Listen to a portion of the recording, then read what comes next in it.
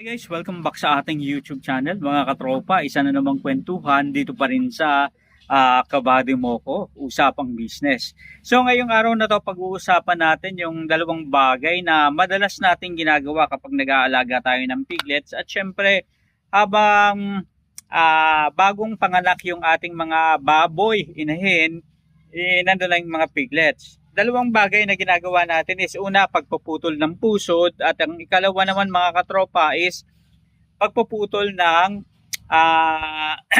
pangil. Ayan. So karaniwan ng mga katropa na ginagawa natin itong pagpuputol ng nakalaylay na parang nakakabit sa pusod ng ating mga alagang baboy. Actually ginagawa natin to, nag-iiwan lang tayo ng 1 to 1.5 inches. Ayan. Halos mga ganyan lang mga katropa yung iniiwan natin dun sa pusod ng baboy, mula sa pusod hanggang sa nakalaylay. So ibig sabihin nito, at least 1 to 1.5, enough na yan mga katropa para at least kapag gumaling ito, tuluyang matanggal itong nakalaylay nga sa pusod ng ating mga alagang baboy.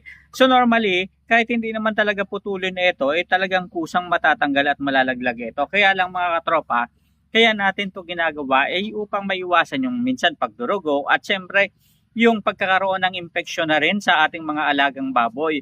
Kasi alam naman natin, ito yung naging dahilan para makahinga yung baboy, makakain, makakuha ng mga nutrients sa inahing baboy habang sila ay nasa sinapupunan pa. Ibig sabihin, open ito, bukas ito.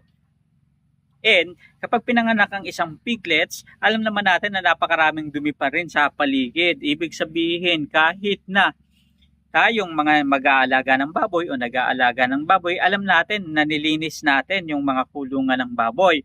Para bago manganak, sabi natin, kailangan malinis ito, nagdi-disinfect pa tayo.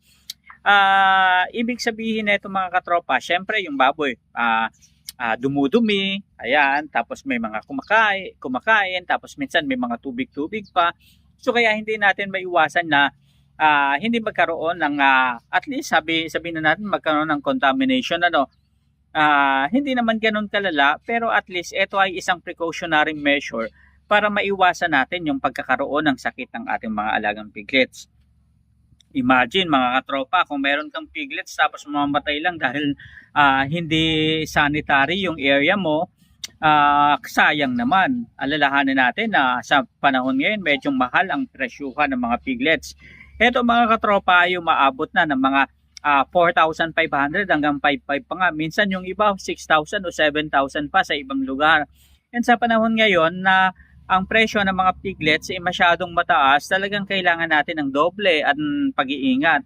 Kasi nga, ginto ang baboy ngayong mga panahon na to, lalong-lalo na yung piglets. Kaya naman mga katropa, ibig sabihin nito, dapat tayong masanay at matuto ano ba yung mga precautionary measure na pwede natin gawin.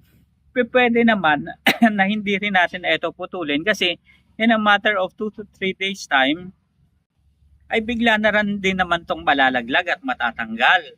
And sa ganyang sistema, natural process yung nangyayari. Pero sa atin bilang isang magbababoy, and alam natin kung gaano kahalaga ang pag-iingat sa baboy dahil ito ay resources na pinagkagastusan natin at nag-invest tayo, so mas makakabuti na dapat tayo na mismo sa ating mga baboyan ang nag-iingat dito, and tayo na mismo yung nagpuputol sa mga pusod ng baboy, and naglalagay tayo ng pang-sanitize and para hindi makapasok yung infection sa ating mga alagang baboy. Isa pa sa mga ginagawa natin na natural mga katropa is yung pagpuputol ng pangil. Yung sinasabi nila mga ngipin ng baboy. Actually hindi naman talaga mga ngipin ng baboy kundi yung mga pangil na nasa dulo, kasi natural sa baboy yung nagkakagatan kahit mga piglet sila mga katropa. Ay nalalahanin natin kapag hindi natin pinutol yan, maaaring kagatin yung mga buntot, and magiging magre-resulta yan sa pagkakaroon ng sugat ng mga piglets, ng ibang mga piglets. Ang mga baboy, likas na social animal yung mga yan mga katropa. Ibig sabihin lang nito, yung mga alaga nating baboy, kahit anong gawin natin, talagang maglalaro at maglalaro yan. Kasama na sa paglalaro nila yung pagdadambahan. And worst scenario, dahil mga piglets sila, kakagatin nila yung buntot ng mga kapwa nila piglets. Kaya isa rin sa mga bagay, hindi lang pagpuputol ng pangil, kung pagpuputol rin mga katropa na itong buntot ng baboy. Para maiwasan ito, una, pwede naman na hindi putulin yung buntot ng baboy, pero mas maayos na naputulin ito. And ikalawa is, ang pinakamahalaga talagang gawin is pagputol ng pangil. Para kahit hindi mo putulin yung buntot, okay lang, pero mas advisable na putulin ito mga katropa. Sa pagpuputol ng pangil, yung mga nasa gilid-gilid ng mga ngipin na may nakauslin na parang mga pangil ng bambira, yun yung pinuputol natin mga katropa. Normally ginagawa yan natin sa mga first day, ayan, para at least hindi pa ganun katigas yung mga pangil o ngipin ng mga baboy. Pwede tayong gumamit ng mga tooth clipper o kahit yung mga sanitized plies, pwede na rin mga katropa, basta hindi siya kalawangin. Kasi baka mamaya ma-infection yung inyong mga alagang baboy. So napakadali lang nito mga katropa, para ka lang nagpuputol ng kuko, parang ganun lang, may marinig kang tunog, pak, pak, pak, pak. Ibig sabihin, putol na kaagad yung mga pangil ng yung baboy. So eto, may iwasan natin yung pagkakaroon ng infection ng mga baboy kung sakaling maglaro sila at magkagatan at hindi nga masugat yung mga buntot ng ating mga alaga. Kasi sa mga maliliit na sugat, dyan pumapasok yung mga bakterya na nagiging sanhi ng pagkakaroon ng infection, pagkakaroon ng lagnat, pagkakasakit ng ating mga alagang baboy. Kaya para maiwasan yan mga katropa, ngayon pa lang, habang kapapanganak pa lang ng inyong piglets, huwag kayong maawa. I mean, hindi naman huwag maawa, kundi huwag kayong mabahala na ay baka hindi pa kayanin. Mga katropa, mas makakabuti sa first day pa lang, gawin nyo na yan para at least hindi pa ganun katigas yung mga pangil ng inyong mga alagang baboy.